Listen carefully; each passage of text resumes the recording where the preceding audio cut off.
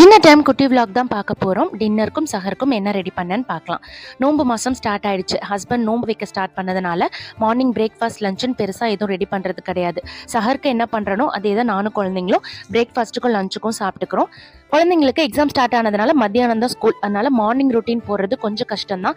இந்த ஒரு 1 மந்த்துக்கு கண்டினியூஸாக டின்னர் சஹர் விலாக் தான் வர மாதிரி இருக்கும். மார்னிங் ரொட்டீன் போடுறதுக்கு நான் முடிஞ்ச வரைக்கும் ட்ரை பண்ணுறேன். ஏன்னா மார்னிங் அதிகமான வேலை எனக்கு இருக்கிறது கிடையாது. ஈவினிங்க்கு மேலே தான் ஒர்க், குக்கிங் எல்லாமே ஸ்டார்ட் ஆகுது. பட் முடிஞ்ச வரைக்கும் மார்னிங் ரொட்டீன் போடுறதுக்கும் நான் ட்ரை பண்ணுறேன். இன்றைக்கி சஹருக்கு என்ன ரெடி பண்ணியிருந்தேன்னா, சாதம், கொண்டக்கடலை, வெள்ளை சுண்டல் இருக்கு இல்லையா, அது போட்டு குருமா மாதிரி சிக்கன் குழம்பு மாதிரி ரெடி பண்ணிவிட்டு பாயில்டு எக்கு, தயிர் வச்சுருந்தேன். நைட்டு டின்னருக்கு ப்ரோட்டீன் தோசை ரெடி பண்ணியிருந்தேன்.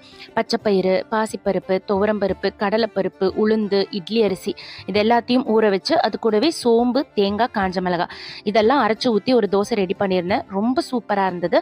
இந்த தோசையோட இன்க்ரீடியன்ட்ஸ், மெஷர்மெண்ட்ஸ் எல்லாத்தையுமே டிஸ்கிரிப்ஷனில் கொடுத்துருக்கேன். கண்டிப்பாக செக் பண்ணி பார்த்துட்டு நீங்களும் அதே மாதிரி ட்ரை பண்ணி பாருங்கள். நைட்டு டின்னர் முடிச்சுட்டு ஹஸ்பண்ட்க்கு டைனிங் டேபிளில் சஹர் சாப்பாடும் எடுத்து வச்சாச்சு.